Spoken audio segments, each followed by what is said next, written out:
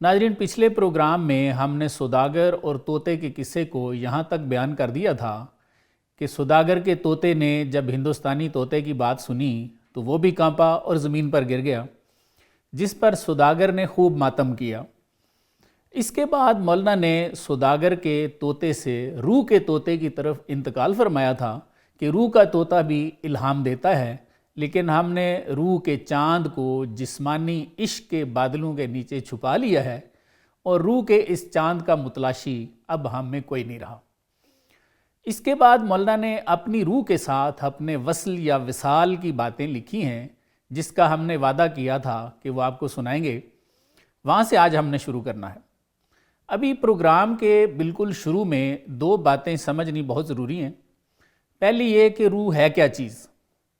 सूरा हिजर की आयत 29 कहती है, फ़ाइज़ा सव्वैतुहु व नफ़ख्तु फ़ीहि मिर रूही फ़क़ऊ लहू साजिदीन। यानी अल्लाह फ़रिश्तों को फरमा रहे हैं कि जब मैं आदम को पूरा बना लूँ और इसमें अपनी रूह में से रूह फूंक दूँ तो तुम सारे सजदे में गिर जाना। तमाम सूफिया ने यही लिखा है कि रूह अल्लाह का नूर है। मौलाना ने भी यही फरमाया है और बड़ा ही वाज़ेह फरमाया है। क्या फरमाते हैं? गर नबूदे ज़ात अंदर वजूद, फरमाते हैं कि अगर आदम के वजूद में अल्लाह ताला की अपनी ज़ात ना होती, कह रवा बाशद मलिक करदन सुजूद, तो मौलाना दलील देते हैं कि क्या अल्लाह ताला फरिश्तों से आदम को सजदा कराते? बस मौलाना को समझने के लिए ये बात ज़रूरी थी कि हम ये जान जाते कि मौलाना के रूह के वसल से मुराद अल्लाह का वसल है, क्योंकि रूह अल्लाह का नूर है और रूह के कलाम से मुराद ज़ात का अपना कलाम है। दूसरी बात ये भी जाननी ज़रूरी है कि मौलाना के नज़दीक वसल या विसाल क्या चीज़ है।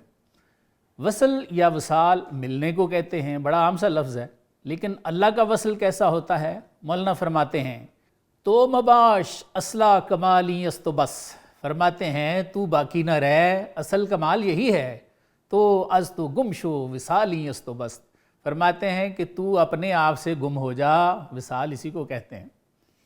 मौलाना इस गुमशुदनी को बेखुदी भी फरमाते हैं। क्या फरमाते हैं?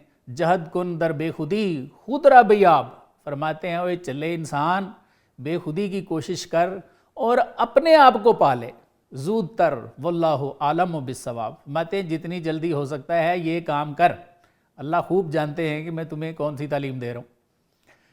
इससे पहले कि हम जानें कि क्या हुजूर सल्लल्लाहु अलैहि वसल्लम पर भी ऐसी हालत तारी होती थी, मैं एक मिसाल पुराने बुज़ुर्गों की पेश कर देता हूँ कि क्या ऐसा और मशाइख ने भी फरमाया है, और एक जदीद दौर का हवाला भी दे देता हूँ। हज़रत गौसे आज़म रहमतुल्लाह अलैह का दौर 5वीं सदी हिजरी है और अब चल रही है 1447 हिजरी।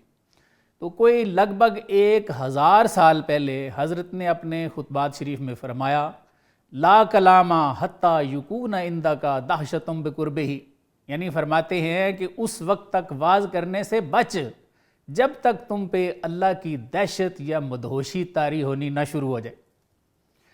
ये दहशत या मदहोशी वही बेखुदी है, वही बेहरफो सौत गुफ्तगू वाली हालत है जिसका तज़किरा मौलाना ने फरमाया। जदीद दौर की अगर बात करें तो हज़रत अल्लामा का हाल भी कुछ ऐसा ही था। मशहूर एजुकेशनिस्ट डॉक्टर सैयदा आरिफा ज़हरा ने अल्लामा इकबाल के बेटे जस्टिस जावेद इकबाल का टीवी पे एक इंटरव्यू किया था, जिसमें उन्होंने जावेद इकबाल साहब से पूछा कि आपने तो अपने वाले साहब को देखा है, उनकी कोई बात ही बताएं। जावेद इकबाल साहब कहने लगे कि अब्बा जी को खांसी बहुत होती थी और उसका एक दौरा पड़ता था उन्हें, लेकिन कहते हैं कि कभी कभी एक और दौरा भी अब्बा जी को पड़ता था जिसमें खांसी बिल्कुल नहीं होती थी और अब्बा जी उसमें मौलाना रूम से बातें करते थे। ये भी वही बेखुदी है और हज़रत अल्लामा ने इस पर कलाम भी लिख रखे।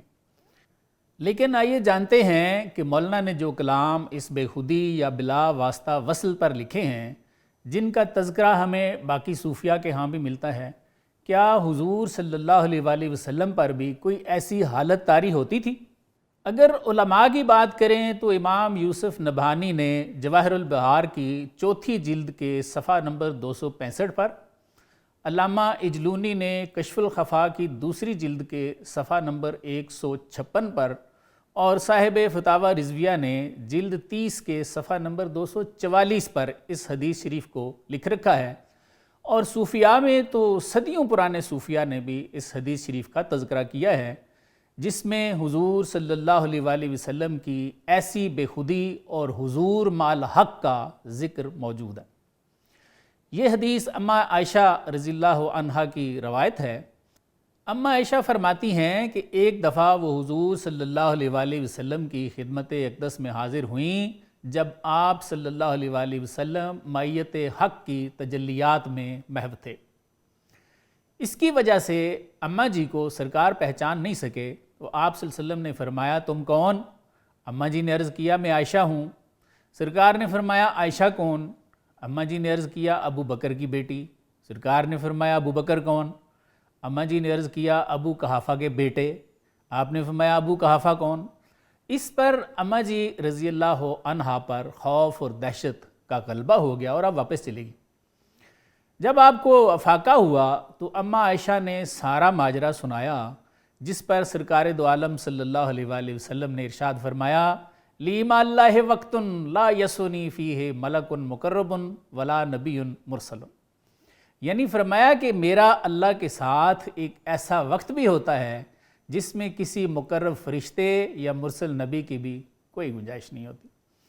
معلوم ہو گیا کہ انبیاء اولیاء پر ایک خاص وقت میں ایک خاص حالت طاری ہوتی ہے جس میں وہ اللہ سے واصل ہوتے ہیں، اور اس حالت میں انبیاء اولیاء کو وحی و الہام ہوتا ہے۔